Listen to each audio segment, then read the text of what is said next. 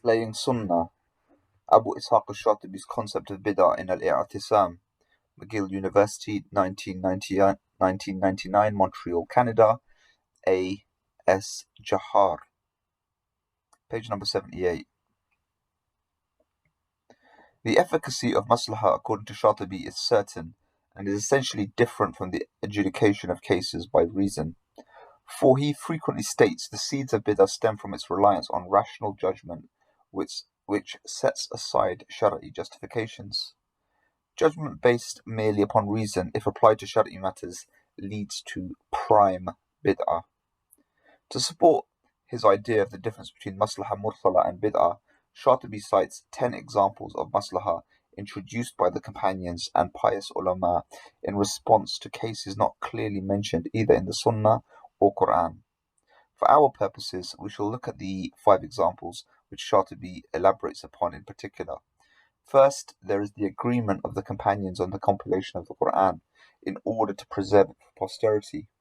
This action was obviously neither assigned by the Prophet nor attested to in the Quranic injunctions.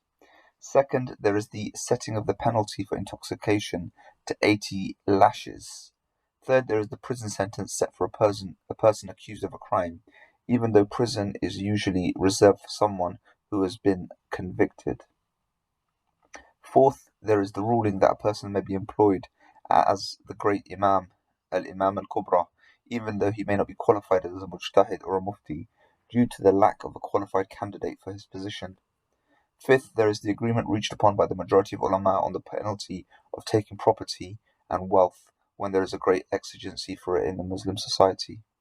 The aforementioned examples quoted by Shatibi to support his views on the validity of maslaha mursala are all issues that are not clearly referred to in the texts.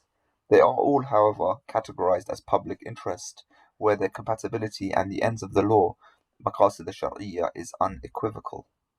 Before passing judgment on the fact that maslaha mursala is different from bid'ah, Shatibi declares that public interest was always given the highest consideration by the companions. The compilation of the Quran, for example, was not commanded by the Prophet.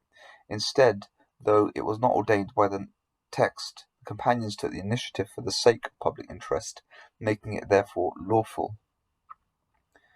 Furthermore, Shatibi's justification for public interest is limited to customs and excludes worship. Shatibi, in these instances, probably intended to make the law flexible enough to meet the demands of human beings within the constraints of the means of achieving the ends of the Shar'iyya. Wasa'il maqasid al-Shar'iyya. Apologies, no Arabic given. The ends of the Shar'iyya itself, however, are crucial to preserving the authenticity of the law and to ensuring that the benefits to mankind in this world and in the hereafter are maintained.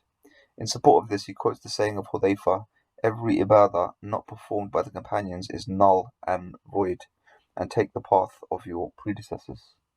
Still, on the topic of the essence of public interest, Shatibi insists that the systemization of grammar, ilm al-nahu, be typified as maslaha, not bid'ah wajibah, as proposed by Izz ibn Abdus Salam, who dies in 660.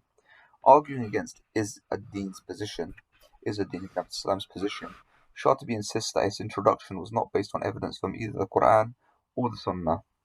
Rather, Shatibi categorizes such practices on the part of his predecessors as necessity, daruri, in the field of the means, wasa'il, and not of the maqasid, the ends of the Shar'iyya.